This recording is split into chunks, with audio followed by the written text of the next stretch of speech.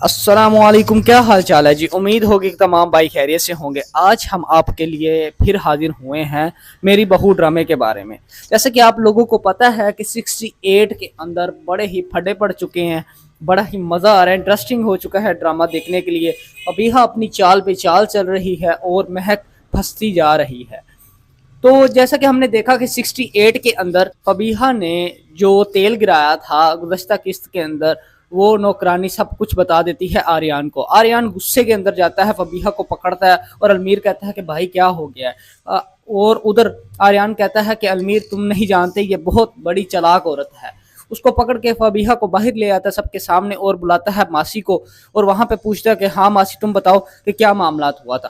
تو پھر ماسی بتاتی ہے کہ فبیہا نے جو چال چلی تھی اس کے اندر مہک بھابی گری تھی، جس کی وجہ سے ان کا بچہ ضائع ہو چکا۔ یہ جو معاملات بھی ہوا ہے یہ سب فبیہا نے کیا ہے۔ آریان غصے میں آتا ہے، فبیہا کو پکڑنے لگتا ہے، آگے سے المیر آتا ہے اور آریان غصے کے اندر المیر کو دھکا کی وجہ سے نا اس کا سر جا کے ٹکراتا ہے پتھر سے، اور اس کے سر میں تھوڑی سی چوٹ آ جاتی ہے۔ وہ سب شاہویر، آصف اور آریان اس کو لے کے چلے جاتے ہیں ہاسپٹل سے جب واپس آتا ہے تو بتایا جاتا ہے کہ اس کو کوئی چوٹ نہیں اتنی لگی، بس ہلکی پھلکی سی چوٹ لگی ہے۔ فبیہا غصے میں آ کر اپنے والد کو فون کرتی ہے، عمران کو، اور کہتی ہے کہ ان دونوں کا جھگڑا ہو چکا ہے اور اس نے ہمارے ساتھ زیادتی کی ہے، اس نے مجھے مارنے کی بھی کوشش کی ہے، اور المیر کو اس نے دھکا دیا جس کی وجہ سے اس کا سر پھٹ گیا۔ عمران سوچتا کچھ نہیں ہے، وہ اپنی بیٹی کی باتوں میں آ کر پولیس والے کو لے آتا ہے اور وہ سب جو معاملات ہے وہ بگڑ جاتا ہے، اور اس کو پکڑ کے سیدھا لے جاتا ہے تھانے کے اندر۔ تو وہاں پر اس کو حوالات میں دے دیتے ہیں، اور عمران کہتا ہے کہ تم نے آریان اچھا نہیں کیا، مجھ سے اور میری بیٹی سے پنگا لے کے میں ضرور انصاف کروں گا، مگر اس کو اندر والی بات کا پتہ نہیں ہوتا کہ کیا معاملات ہوا ہے جس کی وجہ سے آریان نے اس کو دھکا دیا ہے۔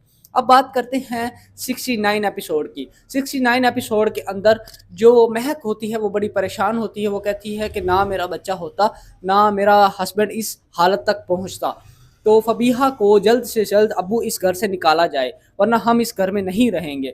تو بات کرتے ہیں فبیہا کی۔ فبیہا نے بڑی ہی بیسٹ چال چلی تھی۔ اب فبیہا کی بات کرتے ہیں کہ تو فبیہا اپنے والد کو کہہ کر عمران کو آریان کو تھوڑا سا ٹارچر کرواتی ہے، جس کی وجہ سے آریان بڑا ہی شدید زخمی ہو جاتا ہے۔ بات چل رہی ہوتی ہے آصف کی، تو آصف جو بڑا پریشان ہوتا ہے کہ وہ ایمان کو کہتا ہے کہ کاش امبر یہاں پہ ہوتی تو وہ سب کچھ ہینڈل کر لیتی، مگر جو ایمان ہے وہ حوصلہ دیتی ہے کہ اے ابا حضور ایسی کوئی مسئلہ نہیں، اللہ مہربانی کرے گا، اللہ بہتر کرے گا۔ تو یہ سب جو ٹویسٹ ہیں وہ بڑھتے جا رہے ہیں اور بڑا ہی مزہ آ رہا ہے ڈرامے دیکھنے کے اندر۔ تو ہم بات کرتے ہیں اس کے بعد جو شاہویر اور ایمان ہے وہ تھوڑا سا کلوز آنا شروع ہو جاتے ہیں اور اپنے پاس ایک دوسرے کے بیٹھنا شروع کر دیتے ہیں۔ اب ان کے درمیان دوریاں ختم ہونی شروع ہو جاتی ہیں۔ تو اب جو آصف ہے وہ بڑا پریشان ہوتا ہے آریان کو گھر لانے کے لیے۔ شاہویر آصف کے آگے ہاتھ جوڑتا ہے اور کہتا ہے کہ ابو پریشان مت ہو، میں اپنی جان پر بھی کھیل کے آریان بھائی کو گھر لاؤں گا۔